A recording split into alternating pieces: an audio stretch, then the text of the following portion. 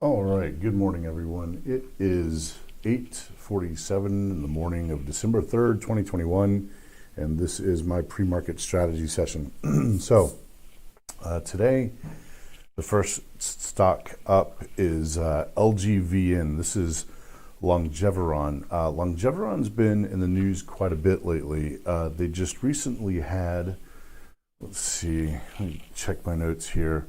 Well, today the FDA has given Longeveron a drug that Longeveron is developing. They've given it an orphan drug status. So, if you didn't know what an orphan drug status is, here it is. The FDA has authority to grant orphan drug designation to a drug or biological product to prevent, diagnose, or treat a rare disease or condition. Orphan drug designation qualifies sponsors for incentives including tax credits for qualified clinical trials, exemption from user fees, and potential 7 years of market exclusivity after approval. So this drug hasn't been approved yet, but it's gotten, Longeveron has gotten the orphan drug status for one of its drugs, and that's kind of coming on the heels of, let's see, what was that back on the 18th of November? Yeah, Longeveron gets US FDA's rare pediatric disease designation. And so there's some stuff going on with this stock, with this company and this stock. So it's getting some attention, hitting headlines a lot. When something becomes kind of like a common name, like Johnson & Johnson, or I'm not saying Longeveron is there by any means, but I'm just saying the more familiar people get with the healthcare name, the more likely they are to, or a drug manufacturer, the more likely they are to invest in it. So it's hitting the news a lot. It's catching a bid this morning. Will it give a trade? Well, yeah, it will. It'll give a trade. Where is that trade exactly? I don't know. But I'm going to continue to use the Fibonacci. I put a Fibonacci on this thing on the 22nd of November, and I traded it on this day. I think I did well on it. I don't remember. I think I did well on it. Anyway. So it moved from $8 to $28, and I'm pretty sure I remember playing this thing and coming away with some pretty decent earnings that day. Well, and so this Fibonacci is working well. You can see here Longeveron went up and tapped the 1.618 level here, broke through it just a tad, and then just has kind of sold off from there. And so this Fibonacci's doing a pretty decent job of predicting or measuring price action. Right now, it's at the 78.6 level. That's interesting.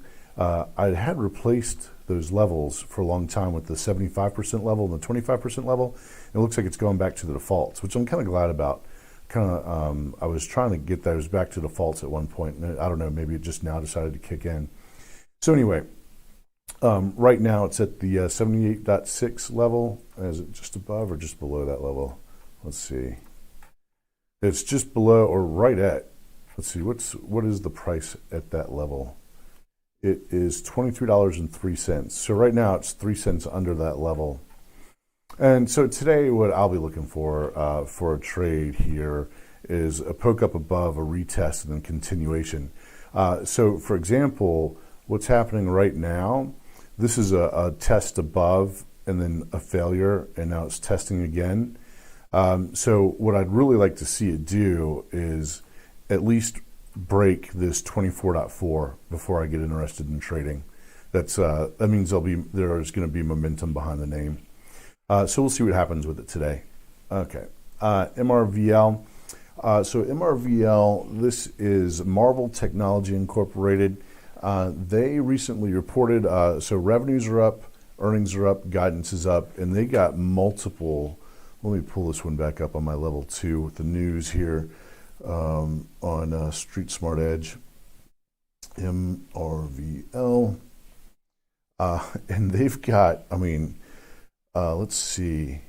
Morgan Stanley adjusts Marvell Technology Group's price target to 86 from 63. Jefferies adjusts Marvell Technology Group's price target to 98 from 82. Let's see. Needham adjusts price target $100 from 75. B. Riley price target to $115 from 90. Piper Sandler, Marvell Technology Group from $100 from 70. JP Morgan adjusts price target to 100 from 85. BMO Capital, 98 from 85. Goldman Sachs, 95 from 63. Cohen, from 66 to 100. So every big name analyst in the industry, it seems like, has just upgraded MRVL for a new price target. So what happens today, I don't know. Sometimes these stocks that get these incredible analyst reviews, they run up pre-market, and then during the regular hours they sell off. And really, I think the move on this thing, I mean, look at this. This is post-market yesterday. It made this gigantic move. What's that? Almost 22%, right from here to here. That is a significant move. I think the move on this one today has probably already been made. It's on watch, and if it pulls back, it's really hard to say. I think that it's probably going to do something like this all day, something like that. So I don't know. We'll see if it gives a trade setup. It'll be where it dips down below the first Fibonacci and then breaks back through, dips below the open and breaks back through, or comes down here between the 61.8 and the 50% level, and that'll be an entry. So there's a possibility that'll happen. No guarantees. I kind of expect it to be flat, but if it gives a setup with any of those three criteria, I'll take it. SMAR, this is another one. So it recently, it reported last night after the bell, revenues up, earnings up, guidance up, and it's gotten one upgrade from Citigroup. Let's see if that's changed since I started doing the research this morning. SMAR, and nope, just one. Smart Sheet jumps after strong quarter. Yeah, price target hikes. So far, just one analyst, according to Street Smart Edge, which is Citigroup, has upgraded SMAR to a new price target. And I expect sort of the same thing to happen on this one that's happening with MRVL. I'm not as bullish on SMAR. MRVL has so many more analysts who have, or who are covering this than SMAR is. So we'll see what happens. If I were to really get interested in this one, I'd want to see it bounce off of the 50% level here. So we'll see what happens. All right, MRNA is catching a bid this morning on the Omicron, and the FDA made an announcement. Let me pull up MRNA real quick. And the news is FDA aiming for speedy review of Omicron vaccines and drugs, according to the Wall Street Journal. So, Moderna seems to have been one of the most active stocks during this whole COVID thing. That was at I have it on one of my watch lists here. Let's see if watching. What was it? NBC Neuro. Which one is the one? There's another one. It's like CVX or I don't remember. But anyway, Moderna's been one of the most active stocks, and it's giving a lot of trading opportunities. So the Fibonacci that I have it all on already goes all the way from let's see. This is like August 10th where it made this high to at $500. Is that right? Yeah, just shy of $500. It made a high just shy of $500 there on August the 10th. And here it is, same, just, what was that, a year later? August 21, yeah.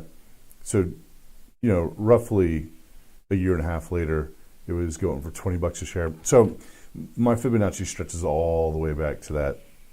And today, if it were to open, it would open up just above the 61.8 fib. So that's the level that I'm going to use in order to look for an entry, which is 315.01.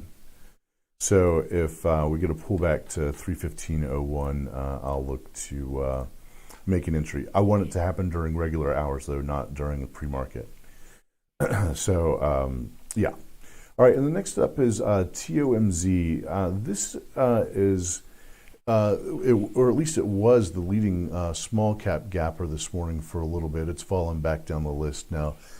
I'm not really interested in TOMZ. There's some kind of a let's see, a mist disinfectant. Tommy Environmental Solutions gets U.S. EPA registration for food supply chain disinfectant. And so this thing is doing something in order to prevent, food from, there's transmitted disease. It's doing something to help keep the food chain as sterile as possible. Anyway, so it's catching a bid this morning, but there's no new news this morning. There's nothing like it did increased sales today, or it's gotten some kind of new Brazil suddenly put in a big order for it, or something. I don't know what the deal is. It's popping up, and it's possible it could do something today. It's popped up here in the past couple days, but there's still nothing here for recent news, and there's nothing on stock twits. I suppose I should probably go to the website and see if I can dig something up. Well, anyway, here it is right here. Here's this most recent high right here, 211, and here you can see the price action on the pre-market here is coming right into that 211 spot right now. We'll see, if it opens above 211 or opens below 211, that ought to be a pretty decent indicator of which way it's going to go after the open. And even if it does start moving, I think that it's probably going to be a really fast scalp trade. This thing, it's got a relatively low float. Let's see, the float is 14 million shares on about 20 million outstanding. So the action is going to be fast. If you're if you get in this thing, be fast. There were a couple other things that were popping up today. Actually, right now, CYAD is the leading gapper, and I'm really not interested. Although the price action does look good. I mean, this is a nice looking pattern right here. It's just that the information that is publicly available on it right now for why it's popping up is that it's gotten $25 or $35 million, $32.5 million direct investment from Fortress, which is interesting. I mean, for Fortress to invest in something, that's saying something, but it's just in order for it to keep its head above water. If you look back here, in the past 5 years, its revenues are shrinking, and its earnings, are really, really negative. So, will it trade? Of course, it's trading. But is it something that I just don't see? I see this thing maybe getting a little bump up and then just selling off for the rest of the day. Really, is the way that I see it. So I'm not really interested. TOMZ could do something, but that's because it has a product that is it could be considered a COVID play. But otherwise, I'm still not really very interested in it. In fact, there are no real small caps here that I'm interested in. CPIX, I'm still hanging on to a few shares from when I traded it back here on this day. I did quite well on it back here. So we'll see how it goes with CPIX. Okay, so then the broader market here real quick. Hedgeye is bullish on the S&P. Hedgeye is bullish going into the next quarter, Q1 of 2022. And actually, Keith McCulloch, the CEO who does Hedgeye TV every morning, was like, I'm buying like a madman down here. And he was right. I managed to make some money on this move. It was nice. And it's nice to be a member of Hedgeye when that guy gets his stuff right. You know, he gets it right. He's good. All right. Now, we should have had some jobs numbers come out. Let's see what's going on with Yahoo Finance. And there's going to be, it ought to be the headline, the NFP, the non-farm payrolls. U.S. employers added only 210,000 jobs in November, 550,000 expected, a big miss. Unemployment rate falls to 4.2%. So I don't know. Is that I don't know. We'll see how. I mean, sometimes bad news can be good news because that means the Fed is going to be more dovish. So it's kind of like, how does Wall Street interpret that? I think they probably are like, yeah, screw it, buy the dip. That's my guess. The VIX is coming down here. So here was the top end of the range. I haven't checked the ranges.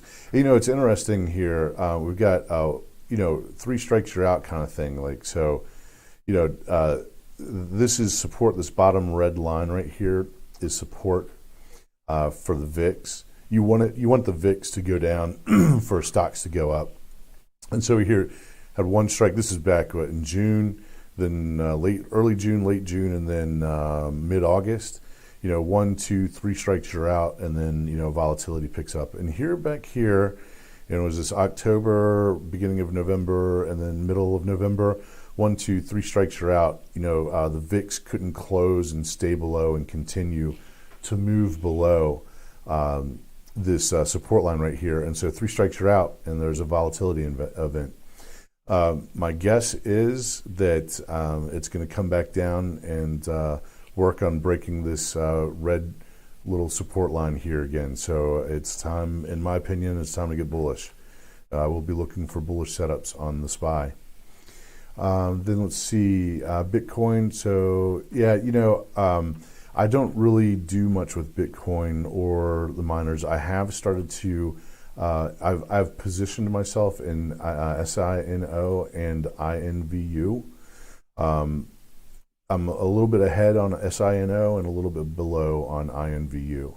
I will be looking, it looks to me like this pattern is setting up on INVU. You can see here is sort of a ramp up, drawdown, ramp up, drawdown, ramp up, drawdown. And so I am waiting and giving this thing time to creep back down here, the 5-cent range, before I start picking up more shares. I'll probably start, if I start picking up more shares, I'll probably start right there at the 6-cent level. So we'll see what happens. All right. Then that's going to be pretty much it for the day. And there is some other stuff going on. The dollar's still holding up. So the dollar is still holding up here. You can see this chart, and then let's see, oil, U.S. oil, looking pretty bearish. I was bullish up here. Unfortunately, I got myself out before it started to really tank. I made a pretty decent amount of money on this run up right here, and then I did draw down just a tad in this area right in here.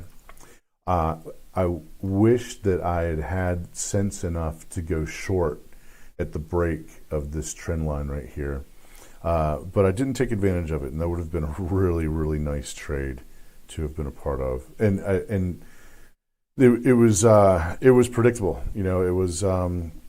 It was definitely in the charts. This price action was definitely in the charts. All right, everybody. That's going to be my pre-market strategy session for the day. Good luck out there. Keep your risks tight. Click like, share, subscribe, leave a comment, tap the bell, and I will see you at the recap. I am out.